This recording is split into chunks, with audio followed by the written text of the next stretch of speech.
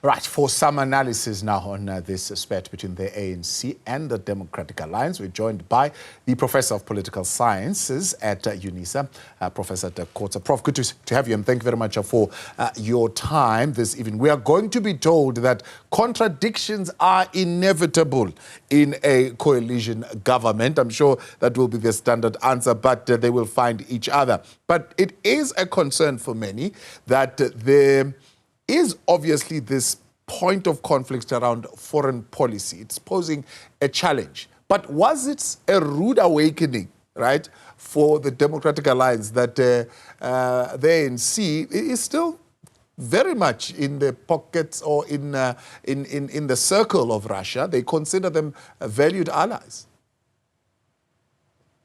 Yes, I think what you are raising, good evening, Thabo, is something which is, in a sense, describing the complications of foreign policies, not only of South Africa, but I think many other countries. And that is that it is not very easy to have a straightforward policy, especially on a matter like this, the position of Russia in relation to Ukraine and Europe in general, and also then how Russia relates to South Africa and many other African countries. And there are many differences of opinion. That is why, for example, the African Union does not have one particular policy with respect to this also, or one particular position. I think what we are seeing here is that two matters become sort of conflated. The one is South Africa's relationship with Russia on a bilateral level, which means between the two states. And then at the same time, South Africa's involvement as member of BRICS. And the fact that they are at the moment in Russia to attend the summit of BRICS. Now, I think the way in which I understand the DA is that they are not so critical of BRICS per se as a multilateral forum. And that reference to also the attendance of the South African delegation very recently in Beijing of FOCAC, the Forum for China-African Cooperation, which included ministers of the DA and including the Minister of Agriculture, John Steenhuisen, which was much more optimistic and much more almost excited about some of the developments there. Versus the fact that at the moment for the BRICS summit, there's only ANC ministers in the delegation and no one from the other members of the Government of National Unity. I think that complicates the matter. If some of the other parties, including the DA, were there, it could have been very different. On top of all of this is also the fact that in the next day or two, the new Minister of Foreign Affairs of the Ukraine will be here in South Africa. Yeah. And will talk about the peace plans and peace program in which South Africa is regarded as a very important component. So on the one hand, there's criticism about reaching out to Russia. On the other hand, the Ukrainian minister will be here, even preparing possibly for a visit by President Zelensky to South Africa. So it presents to us the complications, the nuances to some extent of this policy. It's not an either-or policy. It's not a pro-Russian policy and an anti-Ukraine policy. So, but does the statement itself, though, Prof, that Russia is still considered a valued ally, so a friend in a sense, jeopardize the mediation efforts? I mean, how does Ukraine sit and look at that statement, and South Africa is still going to say, well, we are trying to be non-aligned and therefore find a middle ground? No, I don't think in terms of the bigger picture, it will really threaten this initiative. South Africa has really become invested a lot in this process. South Africa and President Ramaphosa and President Zelensky, now very recently at the United Nations General Assembly event, had an extensive discussion according to the reports. So there's a relationship that's been built, and I think those very close to the situation understands that if you want to develop such a process, then you can't be just on the one side or the other side. Yeah. And that is what South Africa presents as its so-called non-aligned stance or non-aligned position. is that it has to become very close to both of the two parties, actually. And I think this is where there is being actually building trust, because this is a very essential component that must exist there, despite the public pronouncements that exist. Because we know diplomacy is about, on the one hand, the public gestures, the public pronouncements, but more importantly is what happens behind the scenes.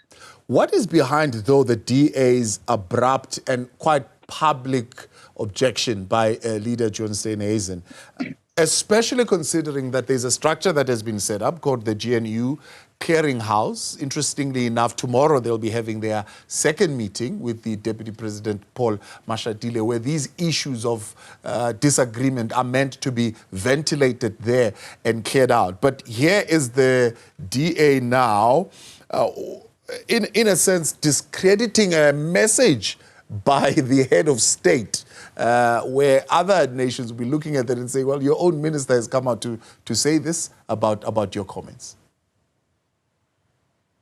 I think it's more meant for the domestic audience. That means the South African audience, not for the international community.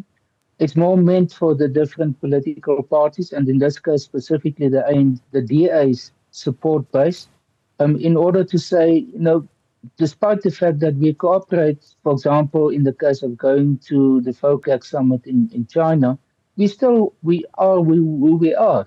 And that's a very delicate position, because the big, I think, fear or the big risk for the leadership of the DA, the ministers in the Government of National Unity, is that they will be seen as that they are moving away from their constituency.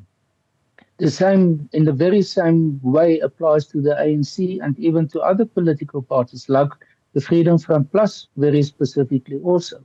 And I think this is again the delicate balance that they have to strike between starting to cooperate, moving closer to the other parties, but at the same time maintain their identity. And it's almost a contradiction in terms that they have to maintain. And we are going to see a lot of that in future, a balancing between these two. And therefore, what this pronouncement is not a crisis. It's not something which I think will even be discussed at this dispute resolution mechanism that they've established, because it's not a major difference of opinion that does exist. It is a pronouncement, it is a statement, but it is not something which is going to say, if it doesn't change, we are going to pull out. So they've just signed, of course, in Kazan, the Kazan Declaration. My question is, I've not read all the 32 pages, but the BRICS formation itself, the DA saying the involvement of Iran, particularly problematic for them, at least that's what they mentioned earlier on. Is this something that's going to be a point of tension for the Government of National Unity? No, I don't think so. I think maybe, again, the public posturing will be different between the two main parties. But as I said in the beginning, is that I think the DA, to a large extent, sees the value of South Africa's involvement in BRICS. As a follow-up on the FOCAC meeting or summit. And they start to understand, I think, more and start to support more the idea of President Ramaphosa of being very pragmatic in terms of how we aligned to the different formations international or at the global level. Because on the one hand, South Africa is part of FOCAC, is part of BRICS, but then also will be the chairperson of the G20, is often invited to attend the G7 summits, and other groups also. And then is also part of the G77 plus China as the global south. So it means South Africa is not sort of investing in only one forum, let's say therefore BRICS. It's a member of different organizations, different formations. Not all of them are representing the South, and not all of them are necessarily on the East, sort of focused on the East. So I think this is where we stand as a country in terms of a foreign policy, which is, again, it is it's very difficult to explain it to the public because it becomes more nuanced, it becomes more complex. And it's different from, for example, the position that President Zuma adopted with his foreign policy. But it is to a large extent now a product already of this government of national unity, although it started before the election. It is something that President Ramaphosa already started to develop over time. For example, also the relationship that he built with the USA over time is much stronger than it has been in the past. So I think that is to a large extent where the different parties will be able to find positions that they can support more than the others. But it won't be necessarily a complete rejection to say, well, on foreign policy, we cannot find each other at all in any respect. Yeah. Of course, moving a little bit internationally, looking at geopolitics with the elections in the US, of course, at hand, Donald Trump has expressed his views around what he believes should certainly happen around countries that will move away from using the US dollar. But we also know his position and proximity to Vladimir Putin, the Russian president. What does this particular statement by South Africa mean for relations going forward with the United States, considering, of course, our position on Israel in the ICJ and now this particular position we have taken around Russia? We will have to see to what extent if Donald Trump is elected as president, whether he will go back to the approach that he followed in his first term, or whether he will have to accept that it is a very different situation than when he was the first-time president. And therefore, whether it can follow more of an ideological approach or whether he has to be much more pragmatic.